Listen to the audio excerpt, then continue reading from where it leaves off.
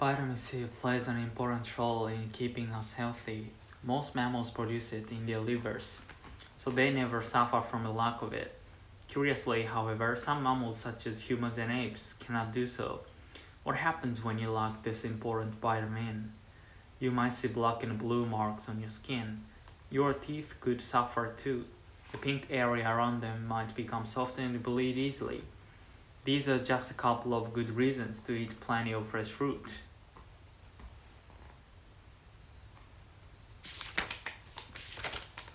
The word drug means anything that, even in small amounts, produces changes in the body, the mind, or both. The definition, however, does not clearly separate drugs from what we usually think of as food. The difference between a drug and a poison is also unclear. All drugs become poisons in large amounts, and many poisons are useful drugs in carefully controlled amounts. Is alcohol, for instance, a food, a drug, or a poison? It can be any of the three, depending on how we use it.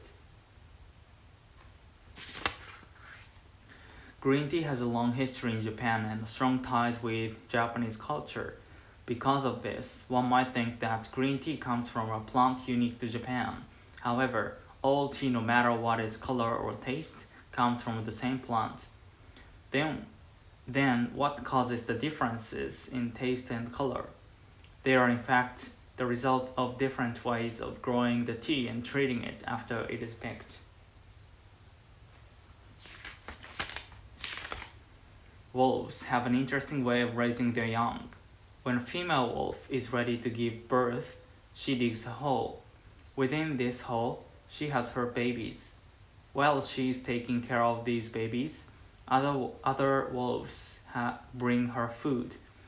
After they get a little older, the mother can leave them while she goes off to hunt with other members of the group. Then, instead of the mother, another female will stay behind to guard the young wolves.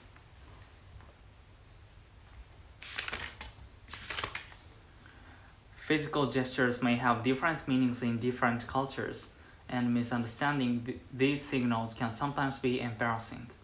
I once had an experience which I have never forgotten. Some years ago, I took a small group of foreign students to Kyoto. I counted them with the index finger, which is common in Japan, but one of them became quiet and looked puzzled. When I asked him what was the matter, he replied, "In my country, we count people with our eyes. We use our fingers to count pigs." The smile may no longer be an effective way to mask one's true feelings. Some psychologists have claimed that true smiles and false smiles use different muscles. For example, in the true smile, the muscles surrounding the eyes tighten, while the cheek muscles pull the corners of the lips upward. On the other hand, in the false smile, the muscles between the eyebrows move slightly, while the muscles around the mouth pull the corners of the lips downward. If the psychologist's claim is proven to be true, perhaps people will worry less about what they say and more about which muscles to use when they smile. When English-speaking people talk about hot food, are they saying the food is spicy like curry? Or are they talking about its temperature, as in hot coffee? These two different meanings of hot may seem confusing to Japanese students, but as a matter of fact, the word is the right one for describing the way the body responds to spice and heat. A simple explanation would go something like this. When we eat or drink, the same nerves in the mouth react both to spicy chemicals in the food and to a rise in temperature. The English expression, therefore, reflects this fact about the human body.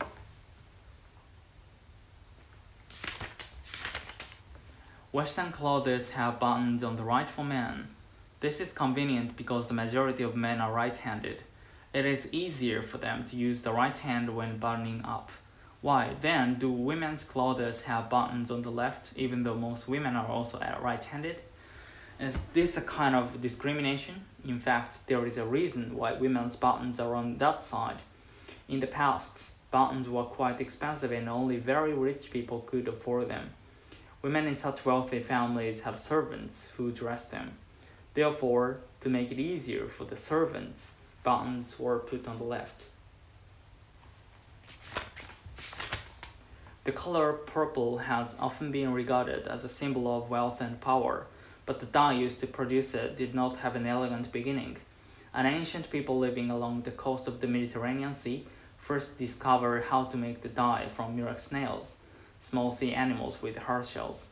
Unlike other snails, murex snails give off a strong-smelling liquid that changes color when it comes into contact with air and light. When it comes into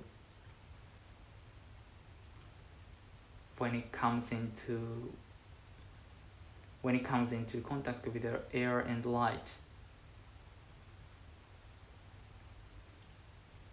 When it comes into contact with air and light. From this liquid, the people produce the purple dye. If we visit the places where the dye was produced, we might still be able to see the shells. We might still be able to see the shells of murex snails. Let us hope we cannot smell them.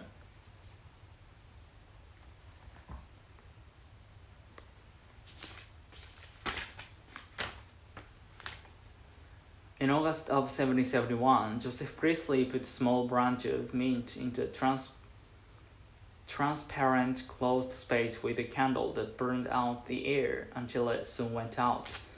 After 27 days, he lit the extinguished candle again, and it burned perfectly well in the air that previously would not support it. So Priestley proved that plants somehow change the composition of the air. In another celebrated experiment from 1772, Priestley kept a mouse in a jar of air until it collapsed. He found that a mouse kept with a plant would survive. These kinds of observation led Priestley to offer an interesting theory that plants restore to the air whatever breathing animals and burning candles remove. What was later coined by Lavoisier, oxygen.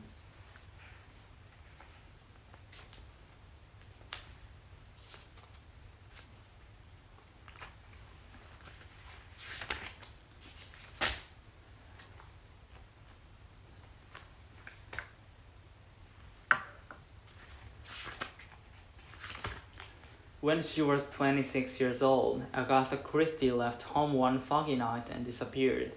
The next morning her car was found halfway down a grassy bank with its hood stuck in the bushes.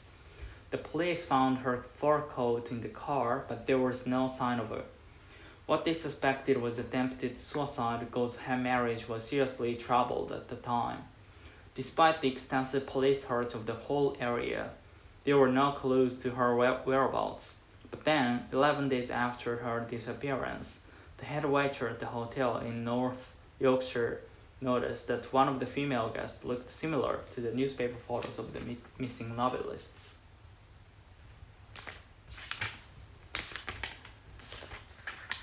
He rang the police, and her husband rushed to see her. To his surprise, however, Agatha acted like a completely different person and didn't seem to recognize her as a husband. He thought she had suffered a memory loss due to stress. In fact, it was a distressful incident for Agatha, and was followed by their divorce. But ironically, the incident made her a best-selling novelist. Her next novel, The Big Four, sold 9,000 copies, more than twice as many as any of her previous books.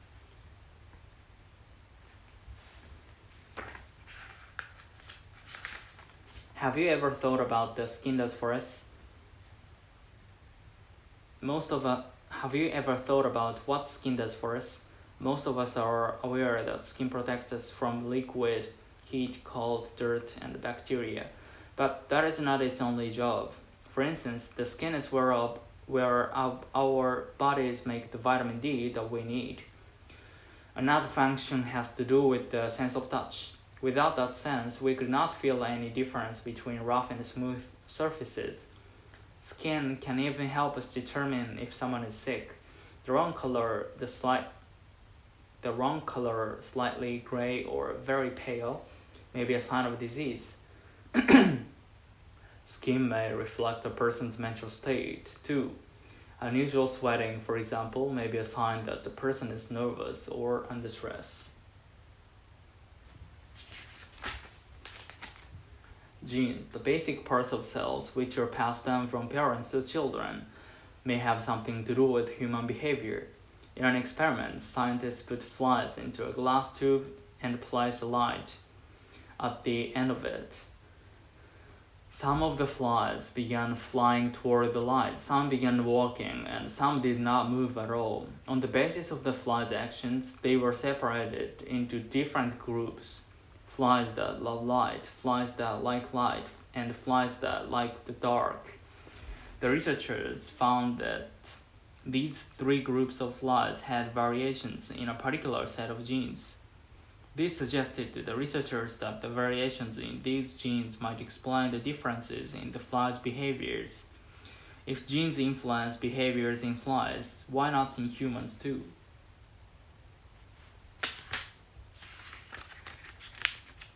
There are many benefits of reading books aloud to young children. First, reading aloud is a wonderful opportunity for parents to spend time in close contact with their children. After a busy day, reading a book can be a relaxing way for a family to slow down and communicate. Another important feature of reading aloud is that many books have thoughtful ideas or moral messages. Parents and children can explore these concepts together. In addition, listening to stories helps a child learn vocabulary and sentence structure. Moreover, some researchers believe that reading aloud to a child actually stimulates learning and benefits brain development. Studies have shown that children do better in school when their parents have read to them frequently. Psychologists, doctors, teachers, and librarians encourage parents to read aloud on a regular basis to assist the development of the child and build strong family relationships.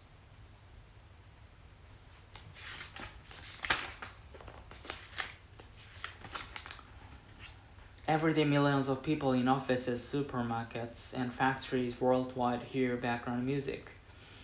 For most background music, the soundtracks have been carefully selected to change human behavior. According to research, fast music will not change human behavior as much as slow music. Slow music, for instance, will make customers shop more slowly. The longer they shop in a store, the more they will buy. Background music has also been used with great success in many factories.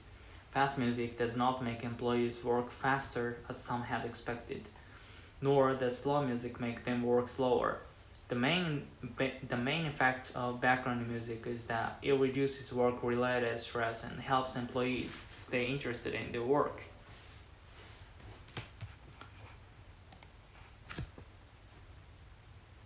This necessarily reduces on-the-job accidents and saves companies money. Next time you hear background music, listen carefully and try to guess which of your behaviors it is trying to change.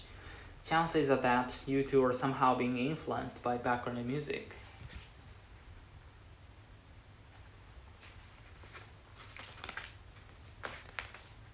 A zoo in Nagano Prefecture will start a 24-hour web service showing zoo animals. The service, called the Digital Animal Park, will allow people to watch the animals' night activities. It is the first time in Japan for a zoo to start such a web service. 15 cameras will be installed in the zoo, and 12 kinds of animals, including a Bengal tiger, a black bear, and a kangaroo, will be shown on the web. They were selected by the zookeepers because of their interesting behavior and popularity among visitors. Zoo officials said they hoped that viewers would soon be able to see Humboldt penguins laying eggs, an activity that usually occurs at night. Pictures of each of the animals are also available on the website, and zoo officials hope that images of the animals will be used in science classes at schools. I hope interest in the animals will grow and more people will visit the zoo. We also want to discuss new roles for zoos, like education and environmental protection, a zoo official said. Have you ever noticed the different approaches people use to deal with problems? Some people, individualists, generally try to work through problems on their own. Other people, cooperators, tend to approach problem solving as a group matter. Each approach has positive and negative points. Individualists may often be the quickest to find an answer to a problem, and they tend to be willing to take responsibility. However, this approach is not perfect. They may be too committed to a particular position to be able to change their opinions. In this way, the individualist approach may result in difficulties later. Cooperators are valued as team members in sports or school or work. They tend to be flexible enough to recognize the importance of other points of view when problems arise. This approach, however, can take a long time, which may lead to delays in solving problems. Such difficulties sometimes cannot be avoided with the cooperator's approach. We should learn to recognize the different approaches to dealing with problems. This knowledge can help us build smoother relations between people with different approaches to problem solving. Although cats appear to perform most actions instinctively, they also seem to react to human behavior and adapt themselves to it.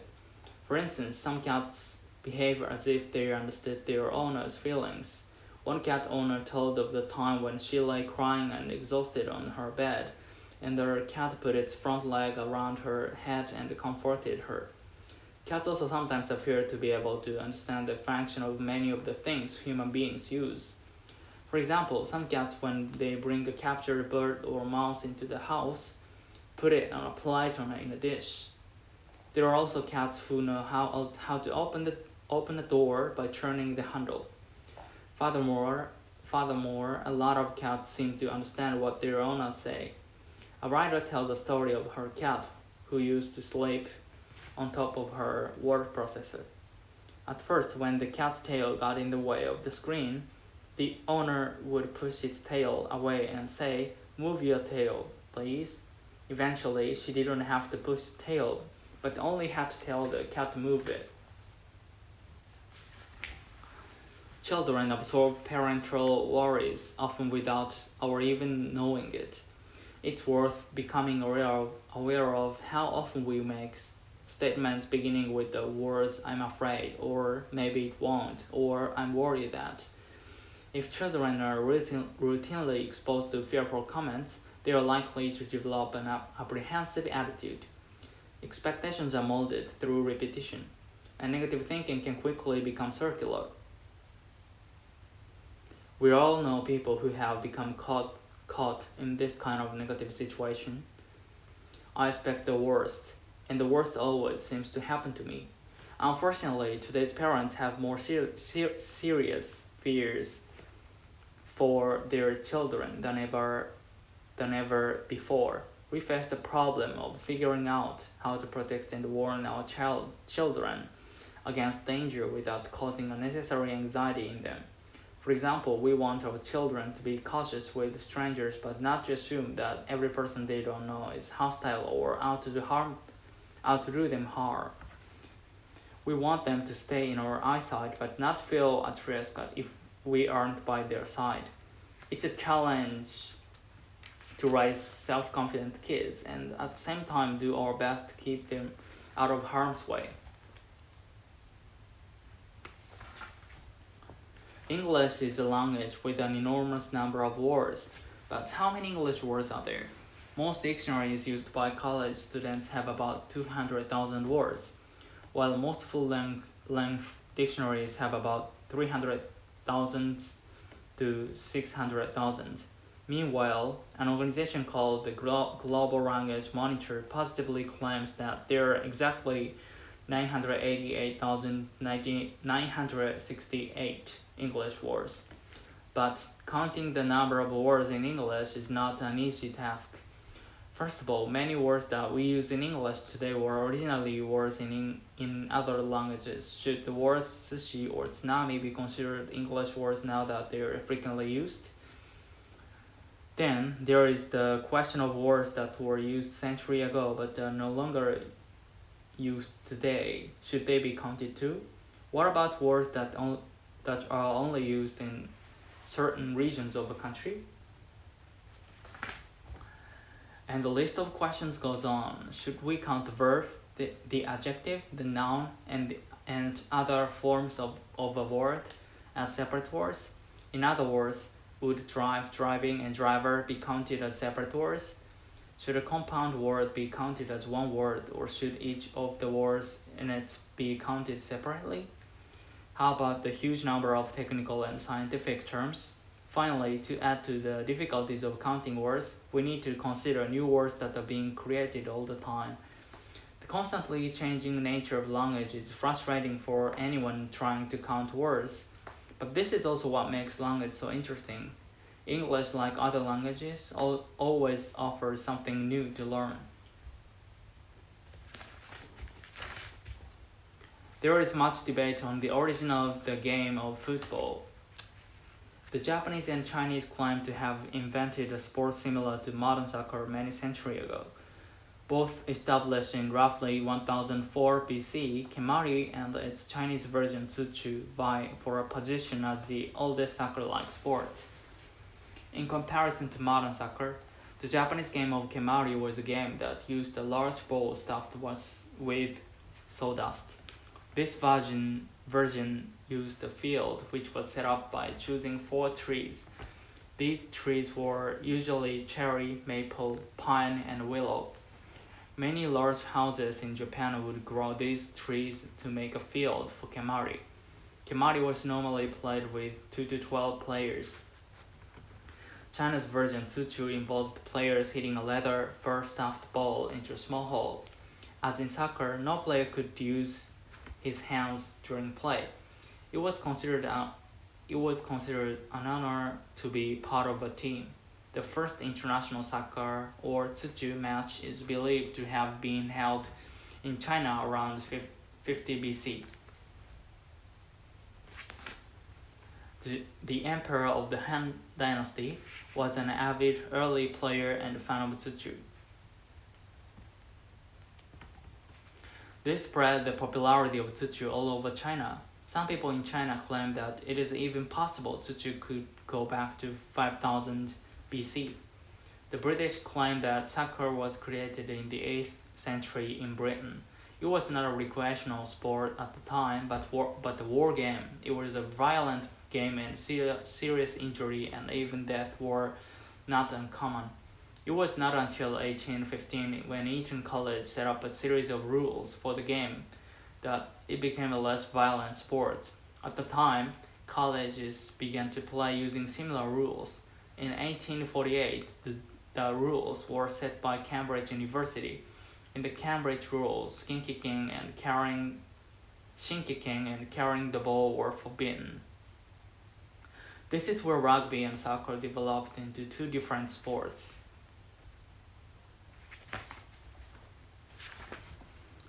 The past 30 to 40 years have seen a huge increase in the number of children who suffer from allergies, and scientists are still looking for the explanation. Some have blamed increased air pollution, but it has also been found that allergies are common not only among children in the city, but also among children in the countryside, where pollution is typically much lower. A currently popular explanation for the rise in allergies is the so-called hygiene hypothesis. The basic idea is that young children brought up in an environment which is too clean are more at risk of developing allergies. Nowadays, people bathe and wash their clothes more frequently than in the past, and thanks to vacuum cleaners, homes are less dusty too. One result of all these changes is that in their early lives, children are exposed to fewer allergens, substances that can cause allergies, and this means that their bodies cannot build up natural immunity to them. Simply put, exposure to allergy-causing substances is necessary for natural protection against them to develop. The trend towards similar families also means that young children encounter fewer allergens in the home. In fact, it is known that children who have older brothers and sisters are more resistant to allergies. The same is true of children who share their home with a pet.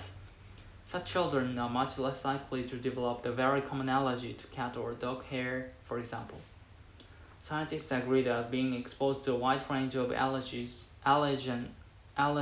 early in life helps children to develop greater immunity. There is, however, also some data suggesting that genetics, family income, and even the parents' level of education may play a part in how likely child is to suffer from allergies. Thus, although the hygiene hypothesis is an important area for research, we cannot yet be sure that too much attention to cleanliness is the only explanation for the enormous rise in the number of allergy victims. When we watch kittens and puppies playing, we realize that through play they are learning how to live. They learn various physical skills such as how to jump over barriers without getting hurt. They also learn social interaction. For example, if a kitten bites his sister too hard, she will get angry and bite him back. These physical and social skills form part of the training that young people need in order to grow up. Just as kittens and puppies learn about how to live through play, so do children. But in present-day Japan, especially in cities, there is not much space for children to play in. Children need to release their energy for their mental and physical health.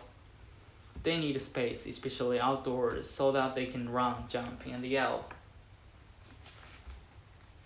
Another point to consider is how much time children have to play. Some people say that 4 to 5 hours a day of playing outdoors with others is necessary, even for 12 years old. It is very doubtful, however, whether any Japanese children get that much free time. Concerned about their future in an increasingly competitive society, parents generally tell their children to study more.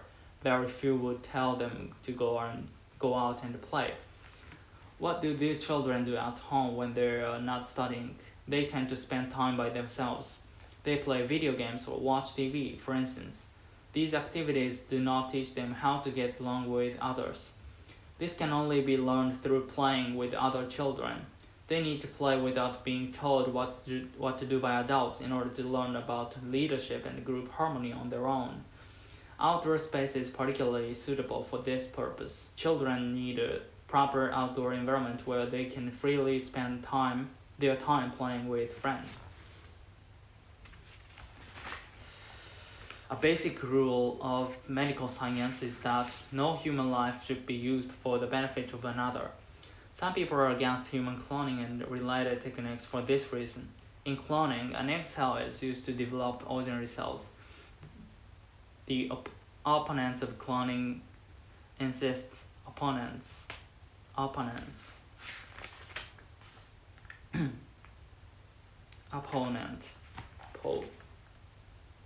The opponents of cloning insist that this is killing because it destroys the potential of the egg to develop into a human being.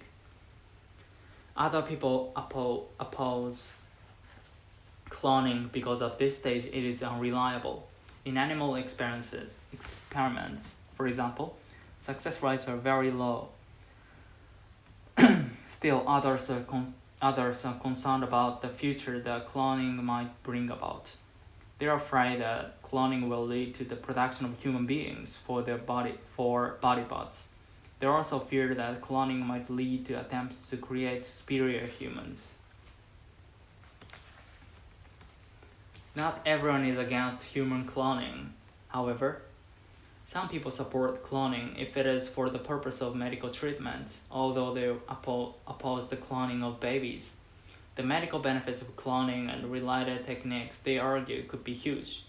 For example, if a heart can be developed from a patient's own cell, the body will not reject it. Furthermore, he or she will not have to wait for someone to die to get a new heart. Supporters claim that the use of such technique is not killing. Just as ordinarily some boiled eggs do not develop into chickens, the eggs used for cloning do not develop into human beings by themselves. They also argue that it is already practically impossible to stop a patient from receiving medical treatment that in some way depends on cloning and related techniques. Even if one country bans cloning, there will always be another country that promotes it. The supporters therefore maintain that scientists should have the freedom to experiment and that people should have the freedom to seek life-saving treatments.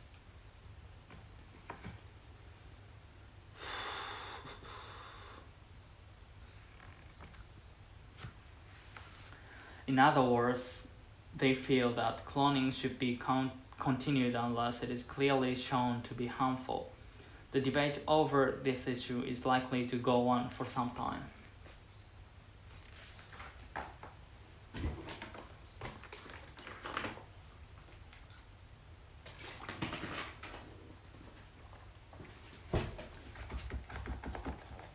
Why is it that many people who have suffered a major shock such as divorce or the death of a family member, seem to be weaker against a variety of major and minor illnesses?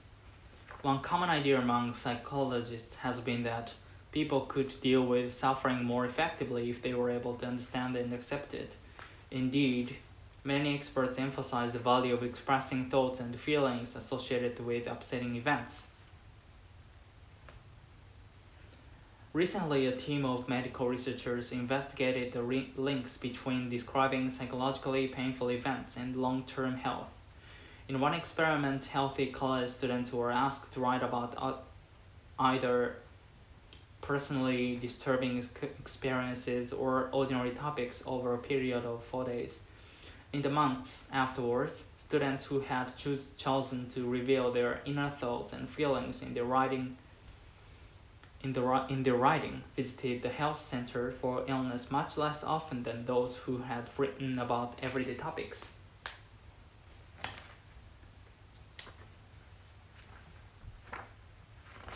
In an experiment that followed, another group of healthy students were given the 4-day writing exercise.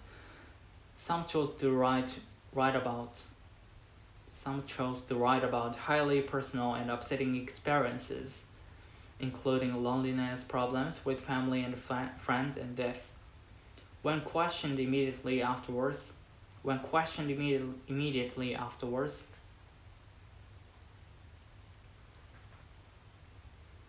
they stated that they did not feel any better. However, their blood samples taken before and after the experiment showed evidence of an improved resistance to illness.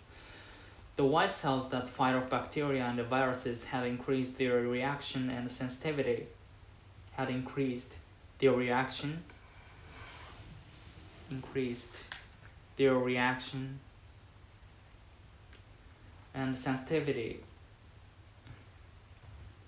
To these invaders. This trend continued over the following 6 weeks. When another blood samples was taken,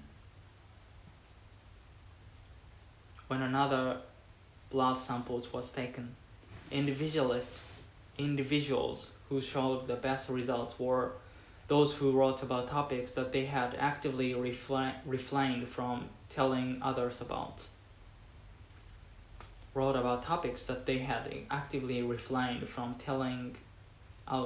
about.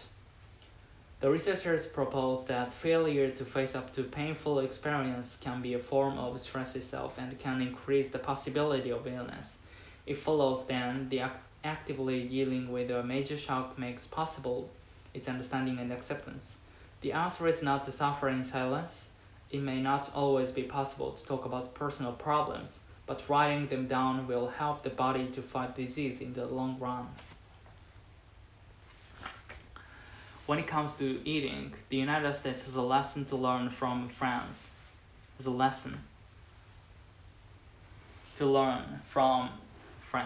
I'm not talking about the kind of elaborate dinners Americans often associate with the French. Many of the meals the French eat are quick and simple. The difference is that the French eat together. They have managed to preserve a tradition that is good for everyone's health, the family meal. According to the French government's Committee for Health Education, 75% of the French eat dinner together as a family, and many French school children still go home for lunch. These figures haven't changed much in decades. In the United States, on the other hand, national studies show that, on average, only one family in three sits down for dinner together on a daily basis. Over the last 2 decades, there has been a steady decline in the number of American families that eat together regularly. It looks like the family meal is disappearing.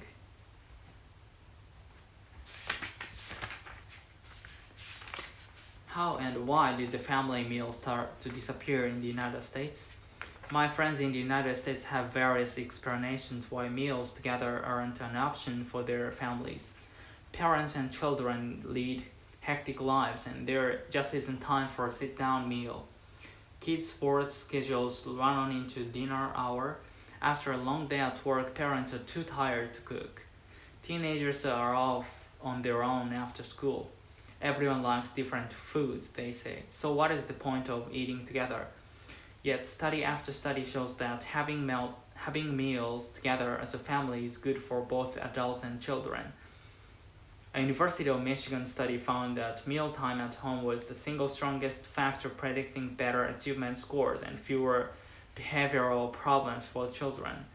Mealtime was far more powerful than time spent in school, studying, worshiping, playing sports, or doing arts activities. Other studies show that children like family meals. In one report, nearly 4/5 of adolescents cited eating dinner at home as one of their top-rated family activities. In a national YMCA poll in 2000, when teenagers were asked about their worries, 21% rated not having enough time with parents as their top concern. There is probably no nation where the citizens do not have at least some dissatisfaction with their society. There may be some nations where dissatisfaction does not come to the surface, but those nations cannot be called democracies. The World Youth Survey asks whether young people are satisfied with their own society and inquiries about their awareness of social issues. The question asked was, are you satisfied or dissatisfied with your country? Respondents were asked to choose from the following: satisfied, somewhat dissatisfied, or don't know. Some 35.7% of American youth replied that they were satisfied with their society. This ratio was markedly higher than that of other nations. America and Sweden were the only two nations where the combined responses of satisfied and somewhat satisfied were in the majority. In these two countries, the percentages were slightly over 75%. 3 out of 4 young people in both nations were in one way or another satisfied. The responses among young people in Japan and Korea were quite similar to one another. Those who were satisfied accounted for 4.2% in Japan and 6.3% in Korea. Those who were somewhat satisfied came to 34.5% and 39.2% respectively.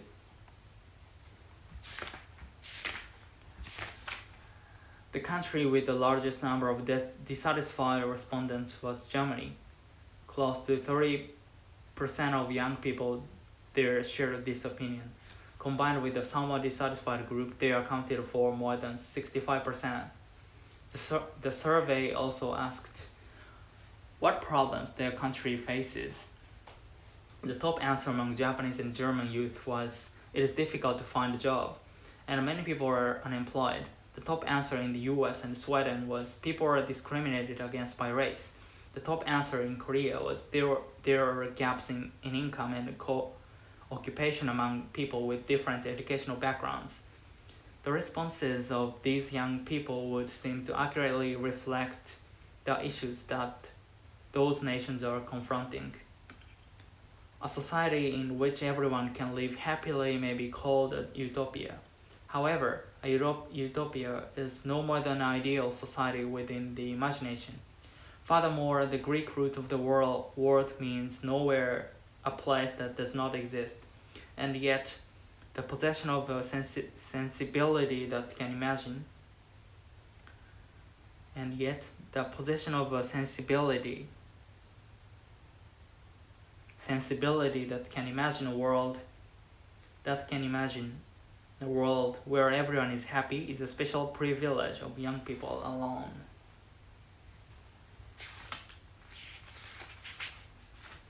Beware of those who deliberately use aspects of the truth to deceive you and others. When someone tells you something that is true but intentionally leaves out important information that should be included for full comprehension on your part to take place, they can create a false impression.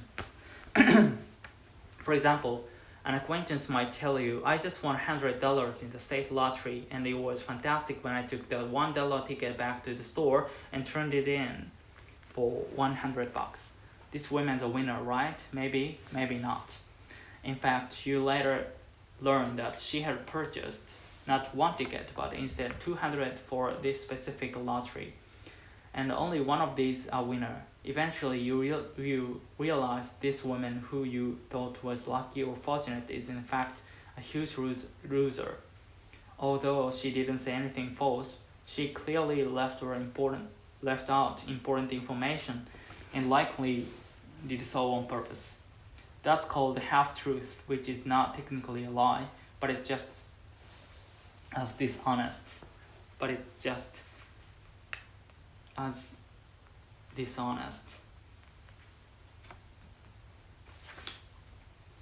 Untrustworthy candidates in political campaigns often use such deceptive communication strategies to trick voters into supporting them.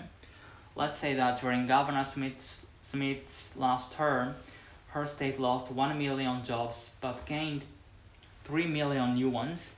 Then she seeks another term in office and enters the election race. One of her opponents is in that race subsequently begins a multimedia advertising campaign saying, "During Governor Smith's term, the state lost 1 million jobs. That is indeed true, but at the same time it is intentionally deceptive." A more honest statement from her opponent would have been, "During Governor Smith's term, the state had a net gain of 2 million jobs." Advertisers sometimes use half-truth as well, because it's illegal in many countries to openly make false claims about a product or service. Some advertisers try to mislead you with the truth. An ad might consequently boast, 9 out of 10 doctors recommend Yaki pills to cure nose pimples.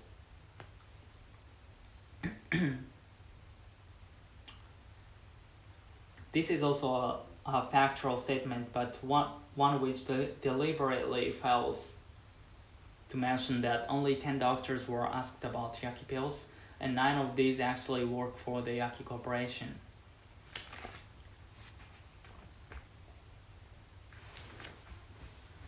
No one knows better than your mother, right? But does she know how much underwear you own? Jackie International does. Or the number of ice cubes you put in a glass. Coca-Cola knows that we put 3.2 ice cubes in a glass and prefer cans to pop out vending machines at a temperature of 2 degrees. Which potato chips do you usually eat first, the broken ones or the whole ones? Try asking a big snack maker. Big companies know the what, where, how, and when of their consumers' wants and demands. They figure out all sorts of things about us that we don't even know ourselves. Most companies research us in detail and collect mountains of facts about our buying habits and preferences. Did you know that 51% of all males pull their left pants leg on first, whereas 65% of women start with the right leg? Nothing about our behavior is sacred. A study showed that 68% of consumers prefer their toilet paper to unwind over the spool rather than under. But Americans are not always easy to figure out. A few years ago, Campbell Soup gave up trying to learn our opinions about the ideal sized meatball after a series of tests. show that we prefer one so big it wouldn't fit in the can. In fact, almost everything we swallow is closely monitored by someone. Each year, we consume 156 hamburgers, 95 hot dogs, 283 eggs, 5 pounds of yogurt, 9 pounds of cereal, and 2 pounds of peanut butter. We spend 90 minutes a day munching it. Of all businesses, however, the prize for research thoroughness may go to toothpaste makers. Among other things, they know that our favorite toothbrush color is blue, that only 37% of us are using one that's more than 6 months old. About 47% of us put water on our brush before we apply the paste. 15% put water on after the paste. 24% do both. And 14% don't wet the brush at all. Thus, most big companies have answers to all the what, where, when, and how questions about their consumer demand. But to affect demand, companies need the answer to one more question. They need to know what causes us to want the things we buy. That's a much harder question to answer. As a young boy, I was always aware that what people said was not. As a young boy, I was always aware that what people said was not always what they really meant or felt.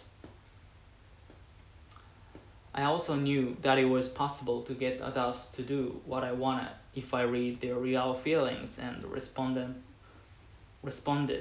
appropriately to their needs. At the age of 11, I began my sales career by selling rubber sponges from door to door after school to make pocket money. I quickly figured out how to tell if someone is likely to buy from me or not. When I knocked on the door, if someone told me to go away but their hands were open and they showed their palms, I knew it was safe to keep trying. No matter how negative they may have sounded, their open hands showed me that they weren't aggressive. On the other hand, if someone told me to go away in a soft voice but used a pointed finger or closed hand, I knew it was time to leave. As a teenager, I became a magazine salesperson selling at night. My ability to read people's body language earned me enough money to buy my first house. I joined the life insurance business at the age of 20 and went on to break several sales records at my company. I became the youngest person to sell over $1 million worth of business in my first year. It turned out that the techniques I had learned as a boy in reading body language through my experience in selling sponges and magazines were directly related to the success I could have in any situation involving people.